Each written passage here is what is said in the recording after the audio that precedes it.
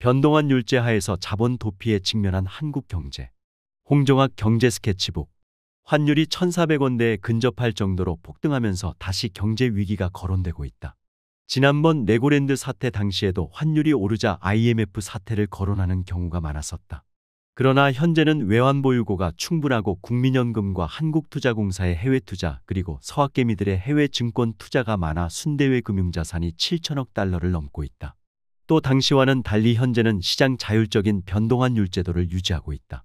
그래서 무리하게 환율을 방어하다 외환보유고가 고갈되어 국가부도 사태를 맞은 IMF 사태가 똑같이 반복되지는 않을지 모른다. 그런데도 불안감이 가시지 않는 이유는 당시와 유사점이 많기 때문이다. 현재 정부와 정치권은 경제 위기에 대한 경각심이 없고 경제 위기를 상시 점검하고 대비하는 시스템도 작동하지 않고 있다. 한국은행이 조기 경보 시스템을 만들었고 국제금융센터에서는 국제금융시장을 면밀히 점검하고 있다고는 하지만 언론에서 경제 위기에 대한 보도는 전무하다시피 하고 학자들의 논의도 거의 없다. IMF 사태를 맞고서야 벼락을 맞았다고 허둥지둥하던 당시와 흡사하다. 최근 일본 경제와 관련한 언론 보도와 정책 대응을 보면 상황 인식에 문제가 있음을 알 수 있다. 변동환율 제도 하에서의 경제 위기 상황을 그려보는 데는 일본의 사례를 되돌아볼 필요가 있다. 일본은 버블 경제 붕괴 이후 잃어버린 30년에서 벗어나지 못하고 있다. 부동산 거품이 꺼진 후 막대한 정부 재정을 투입했지만 효과를 발휘하지 못했고 정부 부채만 늘리는 부작용만 생겼다. 건설 경기 부양에 치중한 경제 정책으로 혁신에 기반한 경쟁력은 뒤처지게 되고 저성장의 늪에 빠지고 말았다. 구조조정 없이 저금리 정책으로 일관한 결과 역사상 유례없는 양적 완화 정책으로도 경제는 살아나지 않았다. 대신 좀비 기업만 늘어나 구조조정을 더 어렵게 하고 있고 그 사이 일본 경제의 경쟁력은 저하되어 고스란히 엔화 약세의 원인이 되었다. 고통받던 일본 국민은 엔화 약세로 더욱 실질 구매력이 줄어들어 이중에 고통을 겪었다. 반면 수출 대기업의 주가는 상승했지만 달러 기준으로 보면 이전에 비해 크게 오르지 못한 수준이었다.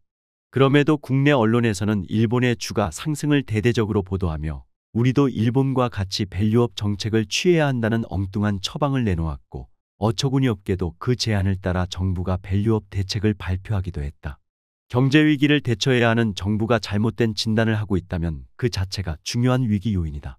지난주 일본 엔화는 달러당 160엔이라는 사상 최저 수준을 기록했고 일본 정부는 어쩔 수 없이 대대적인 시장 개입을 통해 간신히 엔화를 방어하고 있다.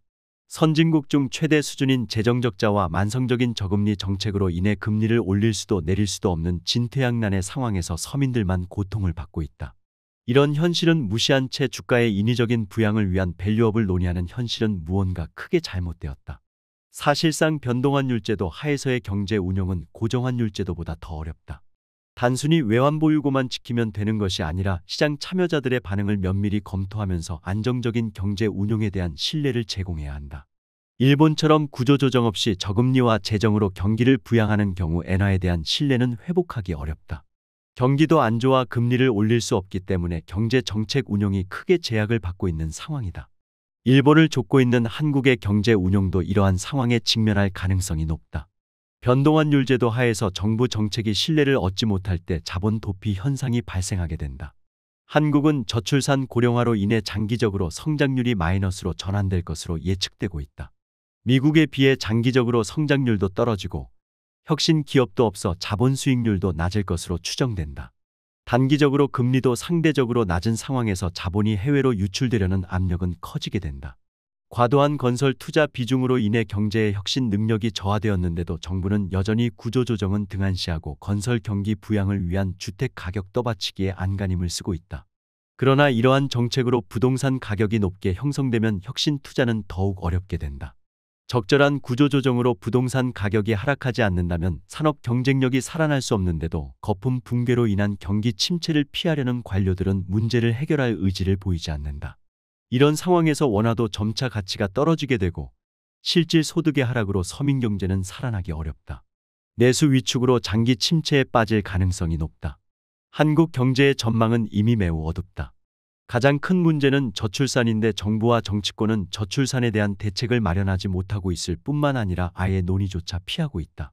한국 경제의 성장 잠재력이 떨어지게 되면 인재들이 해외로 떠나게 되는데 이미 이런 추세가 시작되었다.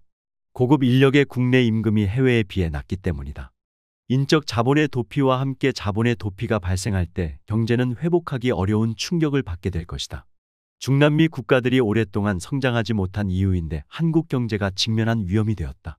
변동환 율제도 하에서는 경제 변수 하나하나가 다 중요한 함의를 지니고 있다. 환율과 물가, 이자율, 경제 성장률 등의 변수를 꼼꼼히 챙기면서 장기적인 성장 잠재력을 회복시키는 경제 정책을 추진해야 한다. 불행하게도 현재 한국 정부와 한국은행에는 그런 모습이 보이지 않는다.